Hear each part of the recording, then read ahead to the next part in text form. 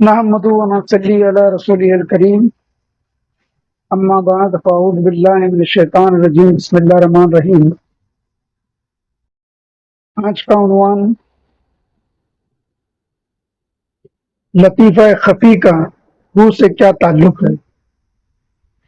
تصوف میں لطیفہ خفی اور روح کا تعلق نہایت گہرا اور باطنی ہے۔ لطیفہ خفی کسے کہتے ہیں؟ لطیفہ خفی کیا ہے؟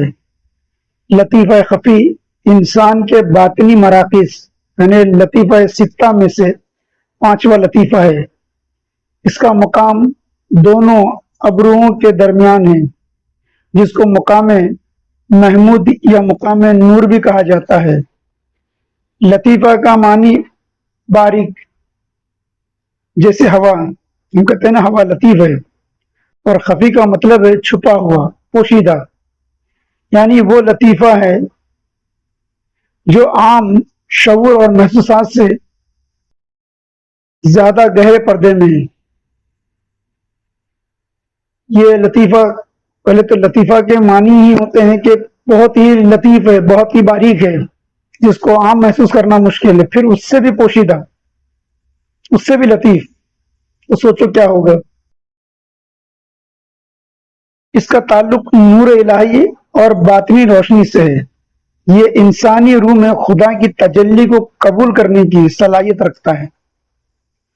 اللہ تبارک و تعالیٰ کی بہت ساری تجلیات حضرت انسان پر اور مراقبے میں ہوتی ہے، تو یہ لطیفہ وہ ہے جس کے پاس یہ استعداد ہے، یہ پاور ہے کہ وہ ان تجلیات کو اپنے اندر جو ہے سما سکتا ہے، اپنے اندر سمو سکتا ہے۔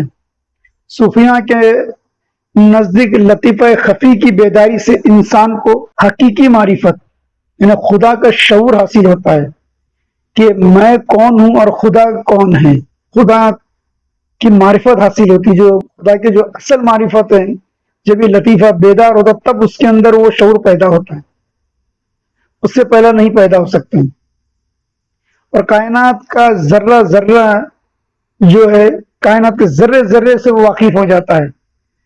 جب خدا کا ہی معرفت حاصل ہو گئی، خدا کا ہی شعور حاصل ہو گیا، تو پھر جب خالق کا شعور حاصل ہو گیا تو یہ سمجھو تو پھر مخلوق کی کیا بات ہے۔ جب یہ لطیفہ متحرک ہوتا ہے تو انسان میں توکل یعنی خدا پر بھروسہ، رضا، راضی برضا رہنا اور اخلاص جیسی صفات پیدا ہوتی ہے۔ اس کی تربیت سے دل کی دنیاوی یعنی جو اس کے اندر جو آلودگی ہے، گندگی ہے، وہ صاف ہوتی ہے اور قلب سلیم کی طرف سفر آسان ہوتا ہے۔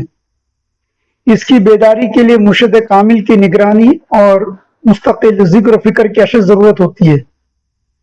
کیونکہ بغیر مرشد کامل کے اگر اس نے یہ کتابوں سے پڑھ کر یا کسی سے نہیں معلوم کر یا کسی یوٹیوب سے سن کر اگر وہ بیٹھ جاتا ہے، کرنے لگتا ہے، تو اس کے پاگل ہونے کے بھی چانسز بڑھ جاتے ہیں، کیونکہ بغیر مرشد کامل کی رہبری کے اگر یہ کھلتا ہے تو وہ اس کی جو بات ہے اس کو سنبھال نہیں سکتا ہے، پاگل ہونے کے چانس اس کے زیادہ ہوتے ہیں۔ اسی لیے کہا گیا ہے کہ پیر کامل کی رہبری میں جو ہے لطیفہ خفی کا بیدار ہونا ہے۔ اب آؤ ہو کا مفہوم سمجھتے ہیں۔ ہو عربی میں ضمیر غیب ہے، جس کے معنی وہ کے ہوتے ہیں، اور ویسے بھی ہو کو الٹا پڑھو تو وہ خود بخود وہ بن جاتا ہے، ہو کو الٹا پڑھو تو وہ بن جاتا ہے۔ قرآن مجید میں ہو اکثر اللہ تعالیٰ کی طرف اشارہ ہے، یعنی ایسا وجود جو نگاہوں سے اوجھل مگر حقیقت میں ہر جگہ موجود ہے، جیسے لا الہ الا ہو، قل هو اللہ احد۔ تصوف میں ہو ذکر ذات کا سب سے لطیف اور مجرد لفظ ہے، جو اللہ کی کنہ ذات کی طرف رہنمائی کرتا ہے، نہ کسی صفت کی طرف۔ اب جب ہم یہ دونوں بات کو سمجھ گئے یعنی لطیفہ خفی اور ہو کے بارے میں، اب ان دونوں کے بیچ میں کیا تعلق ہے، یعنی لطیفہ خفی اور ہو کے بیچ میں کیا تعلق ہے؟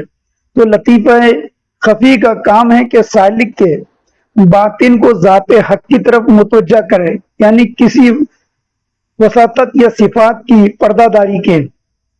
جب اس لطیفے میں روحانی بیداری آتی ہے تو دل کا ربط اللہ کی ذات سے اس درجے میں قائم ہو جاتا ہے کہ سالک کو صرف ایک ہی حقیقت نظر آتی ہے اور وہ ہے ہو۔ صوفیہ اس درجے کے ذکر کو ذکر ہو یا ذکر ذات کہتے ہیں، جو خفی میں جاری ہوتا ہے، یعنی زبان خاموش مگر باطن مسلسل ہو کہہ رہا ہوتا ہے۔ جب ذکر ہو لطیفہ خفی میں راسخ ہو جائے تو سالک کی نظر میں کائنات کے تمام پردے ہٹنے لگتے ہیں اور اسے ہر شے میں وہی ہو نظر آتا ہے۔ یہ کیفیت فنائے صفات سے گزرتی ہوئی فنائے ذات کی طرف لے جاتی ہے۔ مثال کے طور پر جیسے کسی آئینے میں تمام دھند صاف ہو جائے اور صرف ایک ہی عکس باقی رہ جائے، یہی خفی میں ہو کا فیضان ہے۔ وہ خوش نصیب ذاکرین ہیں جن کو ذکر روحی عطا کیا گیا ہے۔ اسی ذکر روحی میں ذکر ہو خود بخود عطا ہو جاتا ہے۔ جو مرید و طالب ذکر روحی سے محروم ہے وہ اپنے پیر کامل سے اس ذکر کو خدمت کے ذریعے حاصل کرے اور اس کے مزید رموز کو پائے۔